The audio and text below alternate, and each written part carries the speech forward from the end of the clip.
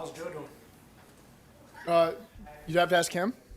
Obviously, I think you probably saw him go through the locker room, but it's good to have him around, and we'll just take it day to day with him. Do you expect him to practice? I expect him to practice today, not today. No. Do you expect him just out there with the guys to kind of get reacclimated and all that? Yeah, that's his call to get out there, so he feels up to it, so we'll let him get out there and spend as much time as he needs to. Did he surprise you today, or was that kind of the plan as him potentially No, coming in? no, we've been in good communication. Zach, obviously from a production standpoint, you don't need to say how important Trey Hendrickson was to you guys, but when you had a chance to go back and look at just his whole season, what type of impact you felt like he had on your defense and the success you guys were able to have last year? Tremendous amount. He's full bore, 100%, every rep in practice, every rep in the game. Causes a lot of problems for the team. They got to focus a lot of attention on him. Makes those around him better, and those around him make him help his success as well, with the interior D lineman and same on the other side. So happy to have him. He's done a great job. He's having a good camp right now, and we're expecting great things from him this year.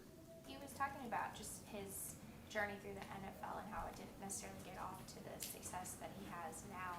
When you see a player that kind of is able to overcome something like that and be as productive as he is, what do you think you can attribute that most to after seeing him practice and play for a year? Well, the determination, and understand that it's about consistency oftentimes. It's just getting a little better every day. And I think that's a good message even for some of the young guys we got that we drafted this year. It's they look up and they see, at the end spot, they see Sam Hubbard and Trey Hendrickson. Well, Sam and Trey weren't Sam and Trey their first year in the league. They had their growing pains, and they had to learn every year, veterans helping them along, them learning a couple tricks of the trade, getting stronger, gaining more experience. And so it's just a good lesson that you just keep at it, keep eliminating your mistakes, keep getting better in some of your areas of weakness, learn how to play off of your teammates, and to use them to help each other, and you can get to the point where a lot of your guys are at.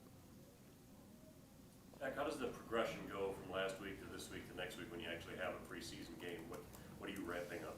So the install starts to phase out to an extent. We got most of the stuff in. This week, obviously, we get to put on pads starting tomorrow. So you get to do a little more of the one-on-ones, a lot more tackling drills than we've done these last 2 weeks. And then once the install gets in, it becomes more game-like in terms of take the script away from the guys. So there's not the prep work that some of the younger guys can do to know what's coming at them in practice, and becomes more call-up periods, we call it, where it's more a game. It's more unpredictable in terms of what play is going to come in the huddle. They know what personnel grouping's in there, but they're not sure what the play is until they hear it in the huddle for the first time. And so that's where you start to get them ready for that first game against Arizona and what it's going to be like. So this week, again, finishing up the install, getting acclimated to the pads, and then we start to take away some of the scripted periods and start to do more call-up periods. Pre-pads, pre-pads, pre-one-on-ones, how are you evaluating? Like you said, Trey's having a good camp. How can you evaluate that? Well, just all the things that you can see that show up without the pads on. His understanding of the defense, understanding how to attack the different schemes that run on offense, get off on the snap, and just great hand usage. You can see that. That's what I really like about our veterans is just some of the details that they're doing even in walkthroughs and jog-throughs, just on terms of hand placement and some of that hand-to-hand combat stuff. They're still working that stuff, even though it's not full speed, even though it's not pads. That's when you can tell you've got a team that you're excited just to watch walk through because of how they do those different things. You watch, Ted and Alex against, DJ and BJ and Sam Hubbard over there sometimes on that side, and Trey, and some of the hand-to-hand combat that they have just in a walkthrough setting is fun to watch for me. So those are the things that we can still continue to improve on. What did you think of Chris Evans' rookie year? I think it was a positive start. It was we utilized him in certain ways. We felt that highlighted his strengths. Now the next step is just becoming that full back, and the facts are he didn't get a ton of carries there his last 2 years at Michigan. And so those are the opportunities where he's got to step up and start to accumulate some more runs, really step up in pass protection. He's year 2, so having a complete understanding of the playbook, and not being a guy that makes the mistakes that the rookies make.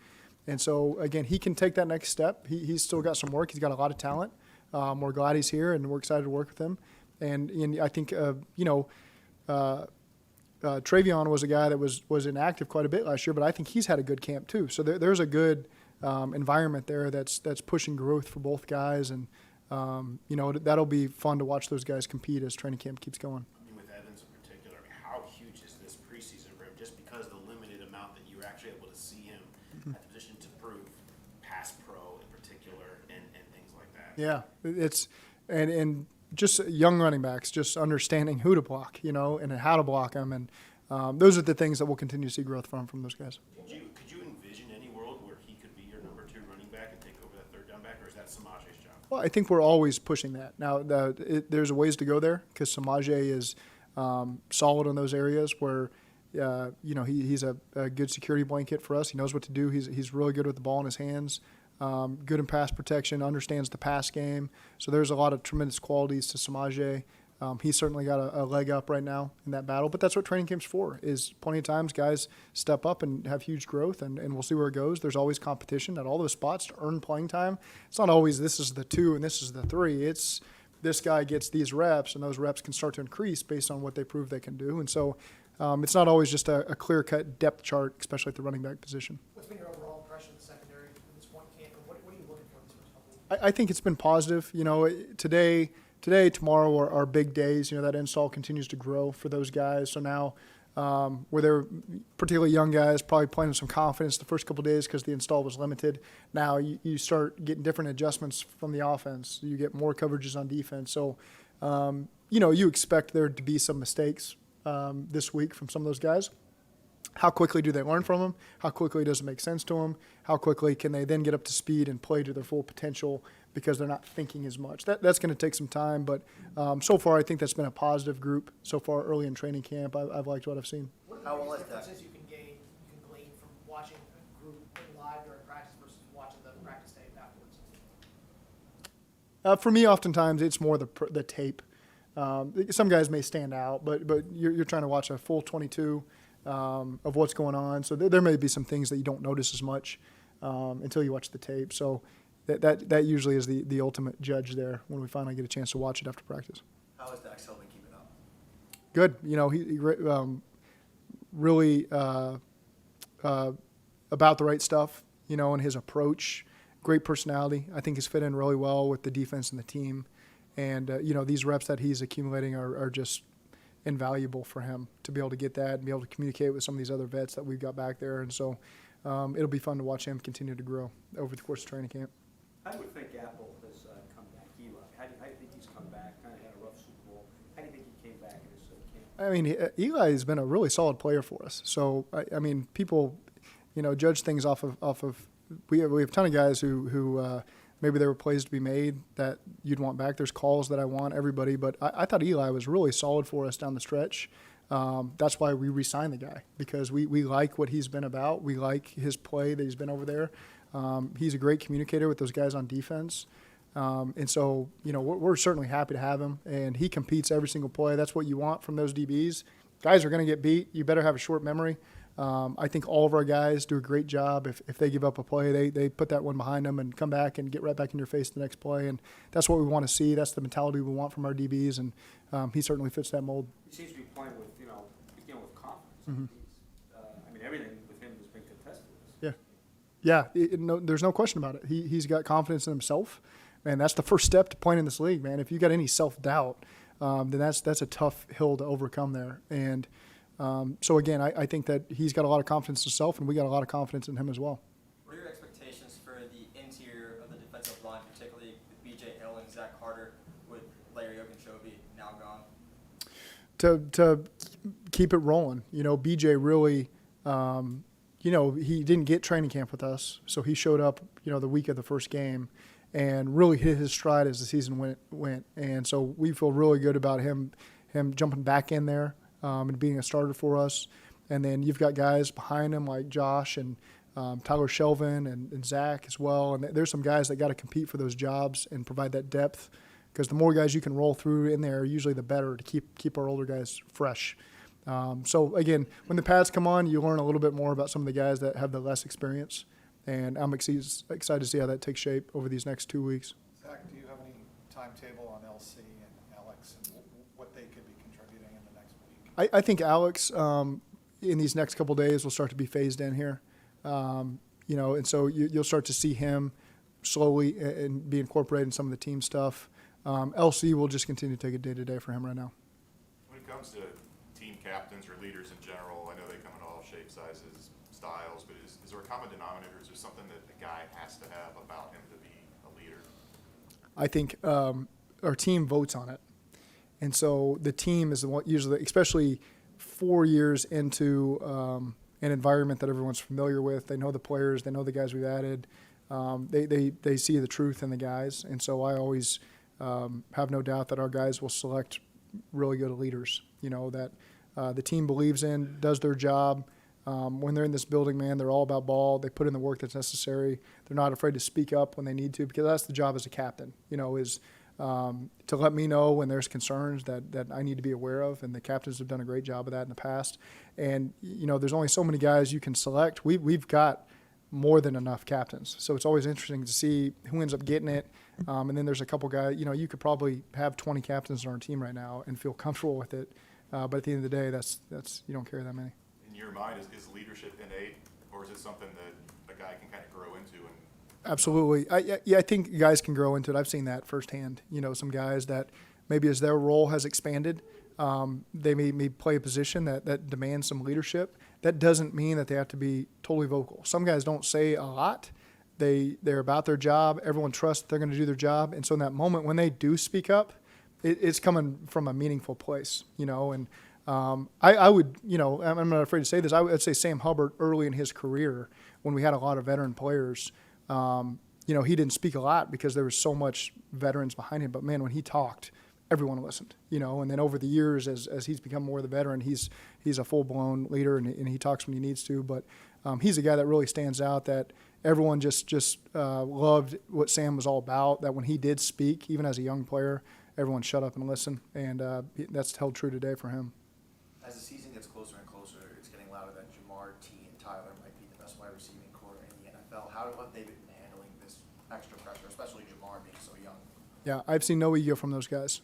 They continue to put in the work. I'll put up their work behind the scenes and at practice up against any trio, and that's all that matters for us. We're not into judging who's the best group of – that doesn't matter.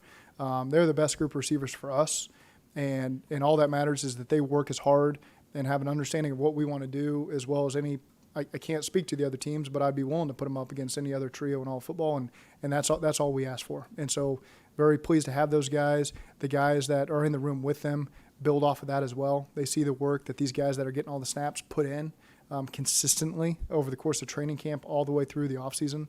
And in that whole room, led by Troy and Brad, have really stepped up to the challenge. And it's just a really fun room to be around because of the standard that they have for each other. How key was Boyd in establishing kind of what you want to build in 2019 back when y'all were Yeah, critical. TB's always been a guy I've loved being around. No ego to that guy whatsoever. Even when there might be games, there's been games certainly over the course of his career since I've been here where he maybe was targeted 2 or 3 times. And I've had regret leaving a game, like here's one of our best players that we didn't target.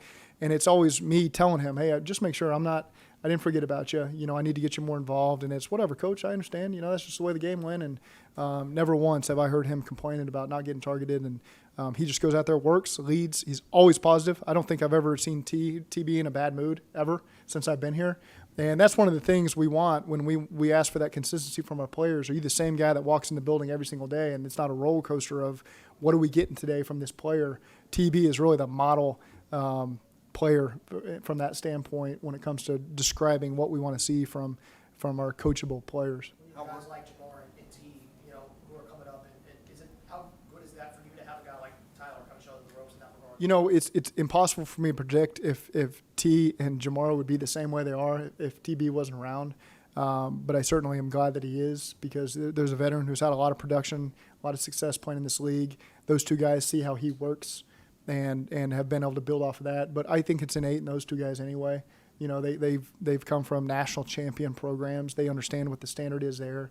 That's part of the equation why we wanted them here. The other part was they're really good when you watch their tape. And we thought they could score a lot of touchdowns for us. But it's just a really fun trio to be around. But further than that not everybody sees all the time, that room altogether is a really fun room. How rare is it for a guy like Tyler, if he doesn't get those targets after a game as talented as he is, for a receiver not to complain? I think he sees the big picture in it all, and he understands that we're trying to feature the most talented players. We want the ball in their hand, and there's just some games over a 17-game season where it doesn't go that way. And just fortunate that we've got a guy that's got no ego like that and understands the big picture. Is it important also to understand there's a big difference when Tyler talks? He's very confident, and he believes that this is the best group, but that's not to be confused with not having ego. Yeah, You get what I'm saying? I think there's a balance there. But again, our guys put in the work, and it's one thing.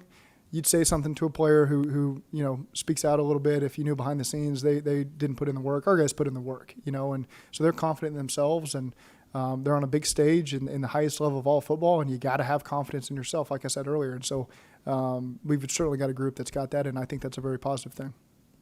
Zach, when you see guys who are already lost for the season, when you're barely touching each other around the league, and you get ready to put the pads on tomorrow and get practice, you want to see the physicality. How do you balance? How do you figure out that balance between caution and you want to see the physicality to decide who's your front 22? Yeah, it's football, and these are all professional athletes. They have to compete. They got to compete now so that they're ready to hit the ground running when the season comes. And we do spend a lot of time talking to our guys about what are our expectations. How do we expect in certain situations you can highlight. Here's what we would have rather you do differently to help your teammate. But at the end of the day, they got to compete. And it's you don't want to take the stinger out of them in training camp to where then they feel like they're rolling into the season and they haven't had a chance to fully unleash what they're capable of. So there's just that balance of protecting your teammates and still getting yourself ready for week 1 against Pittsburgh. I know you said you didn't have a timetable on Burrow practicing, but just to have him out there in the meeting rooms, around the locker room again, especially at a critical time like training camp, what does that do for morale when he just had that unexpected injury and then comes back and kind of gets right in the groove? I have to imagine that's a positive thing for this team. It certainly is a positive. He lifts the team up in more than one ways, and so I think for everybody to see him after not having seen him for a couple of days is certainly a positive that our guys can build on. Great. Thanks, That's Zach. it. Thank you.